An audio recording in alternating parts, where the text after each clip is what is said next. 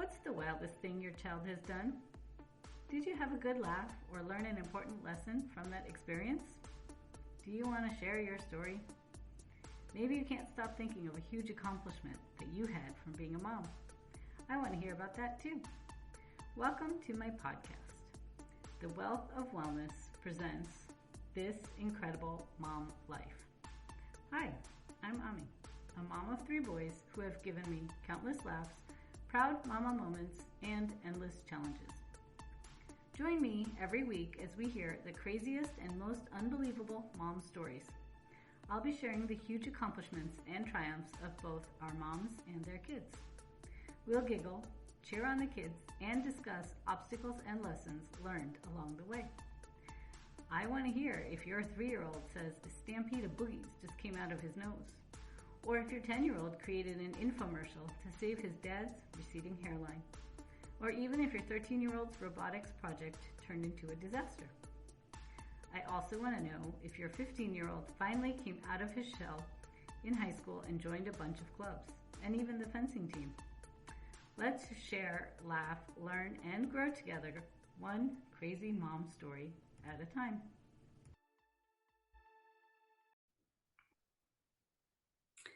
Hello and welcome. So I seem to have a theme of having mom guests who have at least 4 kids on this show. And today I have another super mom with me who continues with this theme. Phyllis King is also a mom of 4, a blogger, an owner and operator of a home daycare, a certified pediatric sleep consultant, and the visiting sleep expert at the new mom school in Shrewsbury, New Jersey. Thank you, Phyllis, for taking time out of your day to be here with me. Hi, Amy. I'm so excited to be here and talk with you. Yeah, we'll have a great chat. So tell us who you are a mom to. I am a mom to Alyssa, Nicole, Carly, and Christopher. So I had 3 girls and a boy, and no, I did not keep going until I had a boy, although everybody asks me that question. I just wanted 4, and little story. I brought Pink to the hospital because when I had my kid, I thought I was having another girl.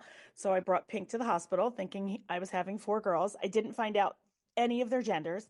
I wanted to be surprised because there's so few surprises in life. So I never found out with any of them, and they were girl, girl, girl. And I brought Pink to the hospital, and he was not a girl. And we were stunned, actually speechless. And I had to call my BFF, and she had to go buy me a boy outfit at the little baby store and washed it for me and brought it to the hospital so that I could bring this kid home. Nice. I had the same problem. So I have 3 boys, and people always ask me, you didn't want a girl? You didn't want a girl? I'm like, we tried. We tried 3 times. Well, I did there. My husband was like, I'm just going to be the father of 4 girls. I accept it. I own it. It'll be okay. And, so he was super happy that we had a boy. I really didn't care either way, but it's different. Boy mom is different. So being a mom of 4, I'm sure you have lots and lots of mom stories, but tell us one. Just one? I could go all day. I could go all day. Well, I'm going to start off by saying, like, my 3 girls are very spirited, and my son is like super, super laid back. And it's so funny because, like, the first and third are very similar in temperament. They're spirited, they're more go-getters, and the second and the fourth are a little more laid back, and they're very gentle, and like they have very different personalities, but they're all very similar. So, and I guess that probably happens in all the big families. So my 3rd child, Carly, she's my firecracker. Like, she's the one who lights the world on fire all the time. She just is. So we spend the summers in Long Beach Island in New Jersey. And, we have at the time we had a little house down there. We don't have it anymore, but at the time we did. And it got wiped out, in Hurricane Sandy, and we didn't rebuild it, but that's a whole other story. So anyway, at the time we had the house down there, and Carly, who's always my firecracker, I don't even know what she did. She did something to just light me up and set me off. And I was going down with 3 of the kids, and I guess we were probably staying overnight. And I said, you're not coming, because my oldest daughter was staying home anyway with my husband because she had something going on. So I told Carly, I'm like, you know what? You're just not coming. I'm like, just stay home with your father and your sister. You're not coming. So I put the other two kids in the car, and I also had bags of clothes because the school was having a clothing drive. So we were going to stop off at the school, and I said to the kids, "All right, I'm just going to throw these bags in the trunk, and then we'll go." And my other two kids who were going are like, "We'll get the bags for you, Mom." And I'm like, "Oh, aren't they just so sweet and helpful?" So I'm like, "Yeah, okay, great. Like, put these in the car. We'll drop them off. We'll do the stuff the truck thing, and then we'll be on our way." Okay, fine. So we go to the school, and my one of my BFFs was running the stuff the truck thing. So we get there and I'm like, "Hey, I haven't seen you in a while." We start our little mom chit chat and the kids are like, I'm like, "Oh, let me get the bags out of the trunk." And my two kids are like, "We'll get them for you, Mom. You stay and talk. You just chat, Mom. Take it easy. We'll get the bags. We'll put them in the truck." I'm like, "Okay, that's great. Thanks, kids. You're the best." They were not the best. They were they put they put the bags in the truck, and then we drive down to Long Beach Island. And then my daughter says to me, and she's like, I don't know, maybe like middle school or something at the time. And she's like, "Oh, I'm hungry. Can we stop at Wawa and get sandwiches?" And I'm like, "Yeah, of course." So we pull into the Wawa, and her brother tells her what she wants. She takes the orders. She goes in. I give her my credit card. She goes in to get the food. And she leaves her phone in the car. And she gets a text from Carly, the one I left home, saying, "Hey, I'm hungry. Get me a sandwich." So I'm like, "Oh, isn't she funny?" I'm like, "Isn't she funny? She's probably watching us on Life 360 and sees we're at the Wawa." And I'm like, "Isn't she just a little, doesn't she think she's hysterical?" So she comes back out with the sandwiches and she's like, "Yeah," she's like, I look at all the food and I go, "There's a lot of food." And she goes, "Yeah, I'm really hungry today." And I'm like, so So she comes back out. So we go, right? We get to the beach house and we go in and we're just going to like use the bathroom and head up to the beach. And all of a sudden, Carly shows up out of nowhere. And I was like, I'm all confused. And I'm like, what is happening here? I thought maybe my husband decided that they weren't going to stay home and they jumped in the car like 10 minutes after us and said, "Hey, let's go too." Like maybe the rest of the family is also getting out of a car, but they're not. There's like not another car around. I'm like, "How did she get here?" And I'm totally, completely perplexed and confused. I'm like, I don't even know what's happening here. Like, she wasn't with me. Like, how did she get here? And then the kids start cracking up. She stowed away in the trunk of the car. She put herself in the trunk. And that's Oh why my they God. didn't want me to put the bags in the car and they didn't want me Hmm. to unload the trunk because their sister was stuffed in the trunk of the car. And they knew. So she had her phone with her. And we have a bunch of friends down in LBI. Like we have a whole community of our people. And so she was texting all the other LBI kids because I guess must have been a nice day and everybody was going down. And she's texting them that she's in the trunk and my mom doesn't know I'm Oh, here. jeez. So that all of our friends know, and the parents all know that she's in the trunk of the car. Everybody but me knows she's in the trunk of the car. So I was completely just like baffled. Like I don't even know what I look like at the moment. But first I was like, "How did you get her?" And then they start cracking up. And then they tell me the story. And she's like, "Yeah." And then I'm in the trunk and I'm like, "I'm really hungry." And I'm like, "I really hope Nicole gets me a sandwich. She's not answering my text." I'm like, "She's not answering your text because she left the phone in the cup holder of the front seat of the car." But her sister knew enough to get her some food. So I'm like, There "Wow, you that's a go. lot of food." And so it was funny. And then I was annoyed, right? Then I was kind of mad because I was like, not that she defied me, but that she put herself in a dangerous situation. I'm like, what if what if I got rear-ended? What if I got into an accident? Like all these what ifs, for safety. And then they were just laughing and they're like, but it didn't happen, Mom. They're But like, it I didn't, yeah. got here. It all ended up okay. And I'm like, I ended up laughing about it. And it was funny. We still talk about it now. Remember that Oh time my Carl God. stowed away Did in the your husband know that he was missing a daughter at home? No, he had no idea. He doesn't know who's in the house and who's not in the house. No, I don't even think he realized that she wasn't even in the house with him. I mean, she was probably middle school, so That's so she funny. could take care of herself, I but love it.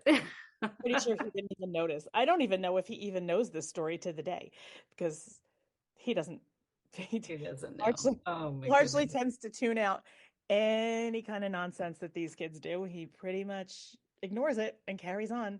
Yeah. He's Oh one my for God. one. But yeah. That was a I good can't one. imagine. Like, what were you thinking in that moment? There was, you know how like up here in the Northeast we get every season in a day sometimes. Mhm. That's kind of how my emotions were. I think I ran through every emotion in about a minute flat. Confused, perplexed, angry, happy that she was safe, and then just, laughing. I mean, I think I ran through every emotion in about a minute. Yeah. But we still laugh about it. I mean, I'm just glad that nothing happened and she got here Yes. safely. And I'm sure you had a great weekend and whatever with We her. did. And we ended up having fun. And when we got up to the beach, like all of our friends were on the beach. And so, the parents and the kids, they all knew because she was texting the kids and the kids were telling their parents because Carly is my known firecracker. She is the one who will always go right up to the line and then take a quick hop right over it and keep going and never look back. And they all know this because we've all known each other for a long time. So they all just were laughing and they were just waiting for us to get up to the beach and they were like all just laughing. That's great. So everybody had a good laugh about it. But yeah, that's my kid. That is you can't make these things up. I always say that, like, the things that our kids do, and that's why I started this podcast with this theme, because I want to hear all the other crazy mom stories. So thank So you that for we sharing. That was great. all know that we're not alone. Our kids Yes, are both. ridiculous. One, if somebody else's kid stows away, like, um yeah. But so tell us what you do as a pediatric sleep consultant. Well, so what I do is essentially I help really tired moms teach their kids how to get to sleep and back to sleep independently. Um, a lot of it is scheduling. We talk about routines. There's a lot of intake, and I really look at the big picture. And while I'm not, and I don't claim to be any kind of a feeding expert, we do look at feeding in terms of how much and where the feedings are placed in terms of sleep and bedtime. We look at routines. We look at consistency, um, and then what happens is I make a plan that's very custom to that mom, that family, and I make a plan that aligns with their parenting goals and their parenting style. um, there are a million ways to get to your goal, and so what I aim to do is I really listen to my parents and I really talk with them and get a lot of information, and then I make a plan that aligns with what they're comfortable doing. And then and then we do that, and the magic comes in the coaching, because you can look up sleep training and all the methods are online, all the information is online, and I hear this mostly. I get calls from parents who've tried all the things. They've read blogs, they've gone on the internet, they've taken to Chat GPT to teach them, Yeah. to write them a plan, a sleep plan, and they're still spiraling. And that's when they call, and then they look to me, because the magic really comes in the coaching. The coaching is the one-on-one support. I offer 2, 4, and 6 week packages depending on how gradual you want to be. Some parents want this done ASAP and they need to go back to work. They're ending maternity leave. And some parents want to take a very, I don't want to say gentle approach, but a more gradual approach. Um, there's always going to be a change in routine. Some kids adapt really easily. Some kids have a harder time adapting. I have no idea how your child will adapt until we're into it.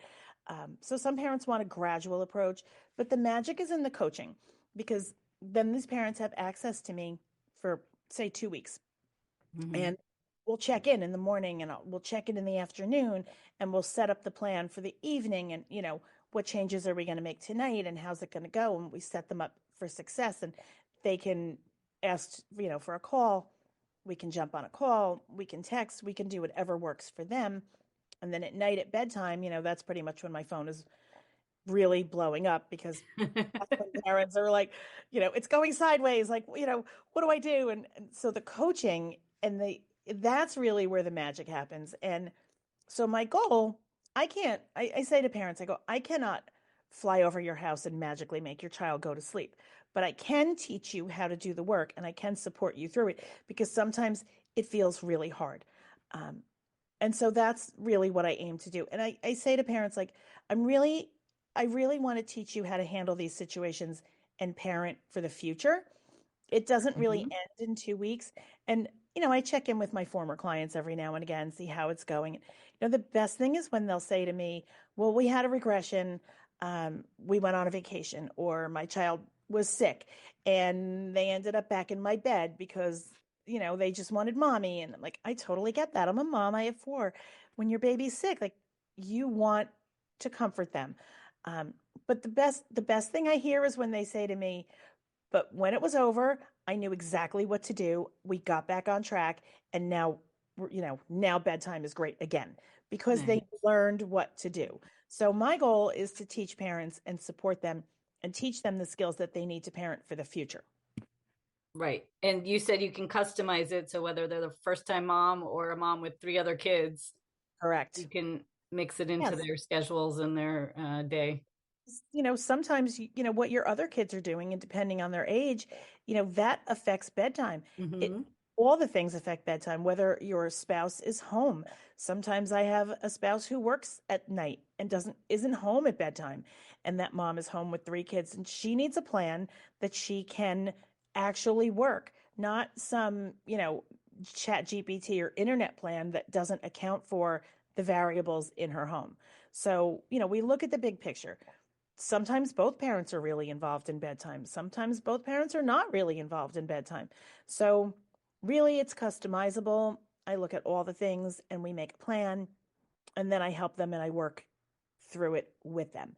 And we always hit some obstacles, but that's when I say to them, that's when you reach out to me.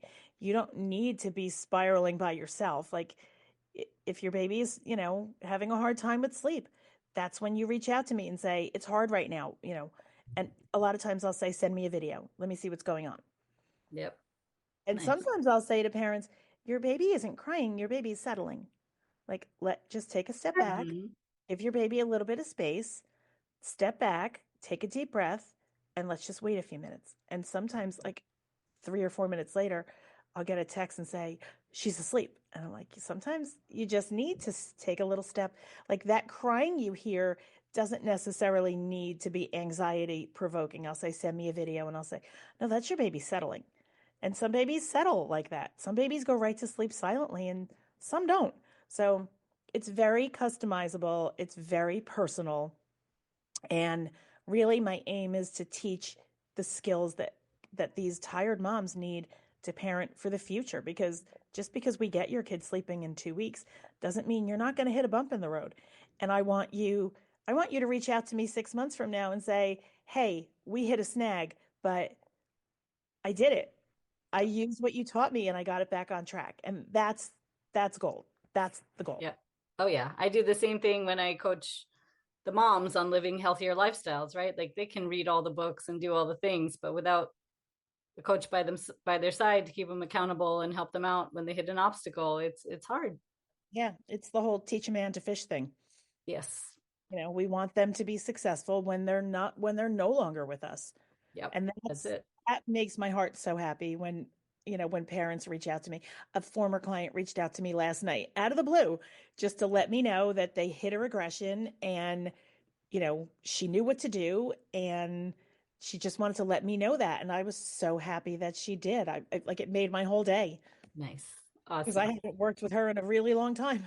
Yeah, well, that's great. That means your methods work. So do you have any tips for moms on maybe how to start sleep training? I do, Amy. I really do. The most important things that I coach my clients through is consistency and routine. Babies and small children thrive on routine. Now, I know it's hard, and our culture has really done women a disservice. I feel like moms go into motherhood thinking that they have to be exhausted and they have to be up all night and they have to be suffering. And that isn't really true. Now, newborns, their sleep is they don't have a routine. They just got here.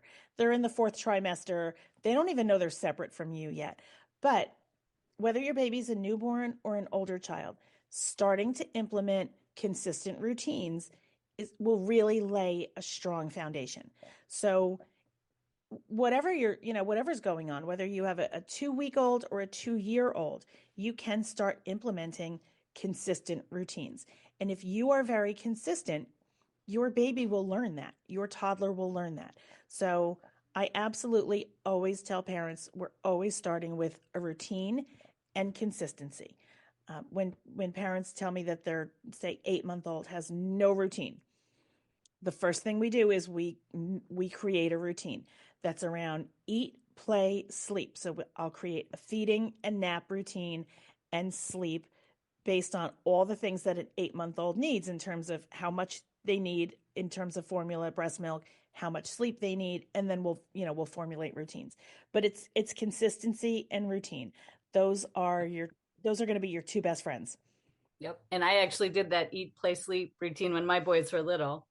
Yep. And I think the routines go for the older kids too. I mean, I have two teenagers in the house and a tween, and we still have, eat dinner, fold the laundry. They're in charge of folding all the laundry. So I'm like, fold the laundry, go get ready for bed. They still have routine.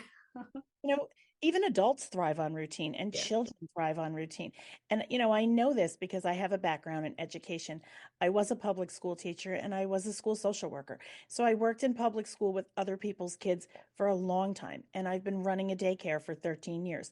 So, and I have 4 kids. If you think I'm not surviving without a routine, you'd be wrong. Little kids thrive on routine and they need to know, and children need to know what's coming next, whether they're toddlers or teens. They need to know what's coming next. So I always really try to make that point that kids thrive on routine. And when you don't have one, they don't know what's happening next and you can't manage their expectations. Yep. I think this is a good place to talk about your 2 free offers. So tell us about your sleep chart.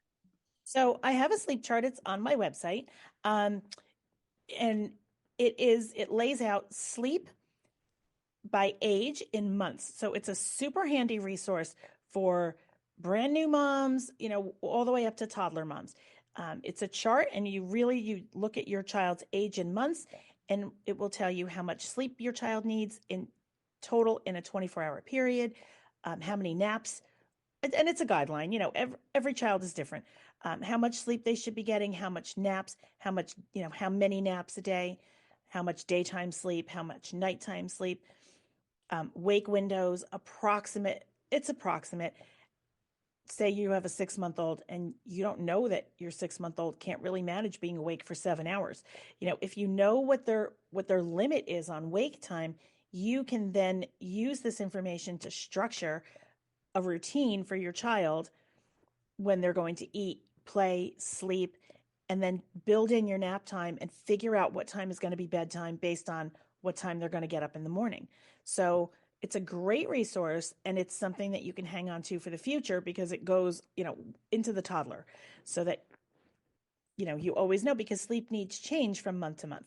So Yeah. that's a great resource for parents, and it's free on my website. Awesome. And I will link all of these free resources in the show notes. Yes, And you also have a toddler checklist? I do. I have a toddler checklist as well. I get a ton of calls from toddler moms, and they're always asking me. So I created a toddler checklist, and it identifies sleep disruptors. It identifies some things that you can do, and it's a place to start where if you go through the checklist and you notice some things that you're not doing, to facilitate sleep, like screen time, um, giving screen time before bed, not having a routine, or, you know, if you are, giving your baby a bottle before sleep, and then your 2-year-old wakes up screaming for a bottle at 3 a.m., it's those kinds of things. It identifies disruptors. And sometimes if you look at the checklist and you're like, oh, yeah, I do these things, sometimes parents don't even know that these things are affecting the way their child sleeps. So it gives you sleep disruptors. It gives you a place to start. And then, and the message on the toddler checklist, the suggestion is just take maybe 2 or 3 items that you Mhm. checked and just start with what you can manage first, because Yeah. sometimes it's really big picture, especially with toddlers, because their lives are a little more complicated. because they may be going to daycare, they may be going places that babies are not. So the message is to identify maybe 2 or 3 big disruptors that you've noticed and just start to work on those, and then add in as you go. So the toddler checklist is also a great starting point for parents who have toddlers or preschool children with sleep issues and challenges. Then they don't even know where to start. Yeah. And it sounds like you have a lot of helpful information in both of those. So that's great. Yeah. And you also have a Facebook group for I moms? do. I have a Facebook group, and it's called Beyond Sleep Solutions. So, and it's a place for moms to join, and they can ask questions. I share some of my Instagram reels on there. I share, any pertinent information on there. And it's just a mom community to ask questions or get answers or just talk with other moms who may be challenging, have the same challenges that you are facing. Nice. And I will, again, link all of these links down in the show notes so people can find you and connect with you. So you have the Facebook group, you have the 2 free offers, and you have an Instagram Yes. Account. So I will put all of that down there. Well, I think this is it. Thank you so much, Phyllis, for joining me today. So welcome, Amy. I'm so glad we got to connect and chat. It's always a pleasure speaking with you. Yeah, this was great. All right. Have a good day, everybody. All right. Thanks. Are you struggling to be the best mom you can be? Are you fatigued, overwhelmed, and stressed out? Are you losing precious time with your family because of PMS? If so, join my signature 12-week program, the Vibrant Women Project, and you will be a much happier mom. In just 3 months, you will learn how to eliminate your symptoms of PMS, increase your energy, reduce stress, and fully enjoy this incredible mom life. Thanks for listening to today's episode. I hope you learned something from these stories. If you enjoyed this show, please make sure to subscribe, rate, review, and share this podcast. It really helps this show grow. If you have a mom story you would like to share, click on the link in the description below on becoming a podcast guest. Remember, the content on this podcast is for general information only. It does not replace any medical advice given by your healthcare providers. Please check with your doctor if you have any questions about your specific condition before starting any new diet or exercise regimen. Thank you, and you will hear from me soon.